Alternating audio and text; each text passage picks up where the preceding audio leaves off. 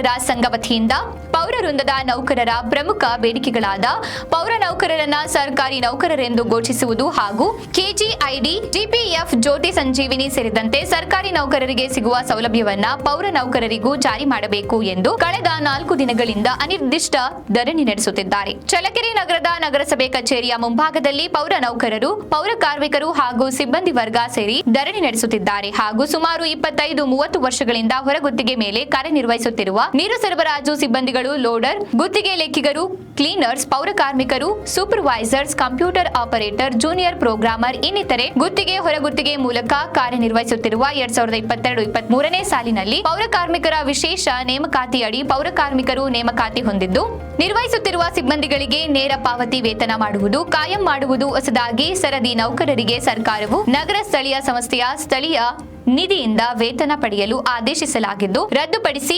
SFC ಅನುದಾನದಡಿ ವೇತನವನ್ನ ನೀಡುವುದು ಇತ್ಯಾದಿ ಸೌಲಭ್ಯಗಳನ್ನ ಪಡೆಯಲು ಹಂತವಾಗಿ ಹೋರಾಟ ಮಾಡುವುದು ಅನಿವಾರ್ಯವಾಗಿರುವುದರಿಂದ ಎಲ್ಲಾ ಬೇಡಿಕೆಗಳ ಈಡೇರಿಕೆಗಾಗಿ ಧರಣಿ ನಡೆಸಲಾಗುತ್ತದೆ ಎಂದಿದ್ದಾರೆ.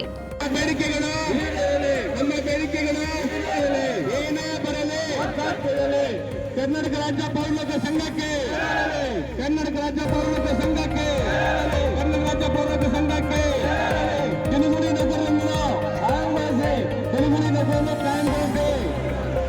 ಏನೇ ಬರಲಿ, ಏನೇ ಬರಲಿ, ಏನೇ ಬರಲಿ, ನಿಲ್ಲದು ನಿಲ್ಲದು, ಮುಷ್ಕರ ನಿಲ್ಲದು, ನಿಲ್ಲದು ನಿಲ್ಲದು, ನಿಲ್ಲದು ನಿಲ್ಲದು, ನಿಲ್ಲದು ನಿಲ್ಲದು, ನಿಲ್ಲದು ನಿಲ್ಲದು. ರಾಜ್ಯ ಸಂಘದ ಆದೇಶದಂತೆ ಸರ್ಕಾರಕ್ಕೆ ಈಗಾಗಲೇ 45 ದಿನಗಳ ಕಾಲ ನೋಟಿಸ್ ಮುಗಿಯಿತು. ಸರ್ಕಾರ ಯಾವುದೇ ರೀತಿಯನ್ನು ಸ್ಪಂದಿಸಿಲ್ಲ.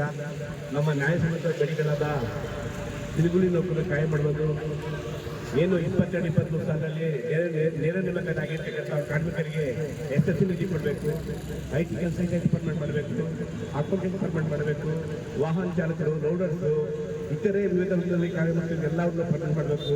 ಮತ್ತು ಜ್ಯೋತಿ ಸಂಜೀವಿನಿ ವಿಮೆ ಯೋಜನೆ ಕೊಡಬೇಕು, ನನಗೆ ಕೆಜಿಡಿ, ಜಿಪಿಎಫ್ ಕೊಡಬೇಕು. ಹಾಗಾಗಿ ಸರ್ಕಾರ ನಮಗೆ ಆಂತರಿಕವಾಗಿ ಸುಮಾರು ಫಂಡ್ ಕೊಟ್ಟದಂತೆ ಇವತ್ತು ನಮಗೆ ಕೊಟ್ಟಿಲ್ಲ.